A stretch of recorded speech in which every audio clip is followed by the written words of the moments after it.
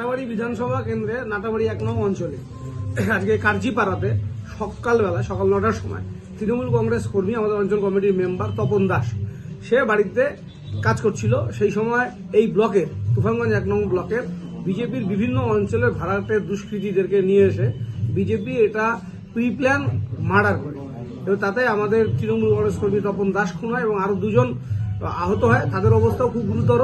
তাদের মধ্যে একজন মৃত্যুর সাথে লড়ছে, জানি না কি হবে। তপন দাসের পরিবারে তার 4টি সন্তান, তারা অনাথ হয়ে গেল, ছোট ছোট বাচ্চা, তার বিধবা মা এবং তার স্ত্রী, এই নিয়ে তার সংসার ছিল।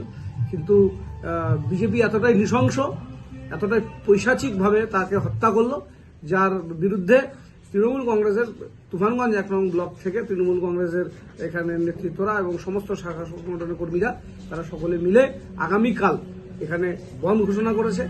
তা যেহেতু এই অঞ্চলটা নাটাবাড়ি 1 নম্বর অঞ্চল বিজেপির অঞ্চল, এখানকার এমএলএ বিজেপি, এখানকার এমপি বিজেপি, এখানে বিরোধীরই জায়গায় তৃণমূল আছে। কাজেই এই জায়গাতে তৃণমূলকে বারবার করে হামলা করা, হত্যা করা সবকিছু বিজেপি করে যাচ্ছে। তার প্রতিবাদেই বিজেপি এই কর্মসূচি, এই বিজেপির হিংস্রতার বিরুদ্ধে তৃণমূল এই কর্মসূচি নিয়েছে। আমরা নাটাবাড়ি বিধানসভা কেন্দ্রের সর্বস্তরের মানুষের কাছে আহ্বান করব যে এই মৃত্যু মিছিলকে প্রতিরোধ করা হোক, প্রতিবাদ তৈরি করুন বিজেপির বিরুদ্ধে। বিজেপি একদিকে ধর্মের সুরসুরি, আরেকদিকে তাদের আস্ফালন, দুষ্কৃতীদের নিয়ে এই ঘৃণ্য রাজনীতি গ্রামগঞ্জে সন্ত্রাসের সৃষ্টি করছে। যত লোকসভা নির্বাচন আগে আসবে বিজেপির এই সন্ত্রাস তত বাড়বে। তাই তার জন্য এই প্রতিরোধ গড়ে তোলা অত্যন্ত আবশ্যক। তাই আমরা এই বন্ধ ডাকতে আমাদের স্থানীয় নেতৃত্বরা বাধ্য হয়েছে। আপনারা এদেরকে সহযোগিতা করবেন।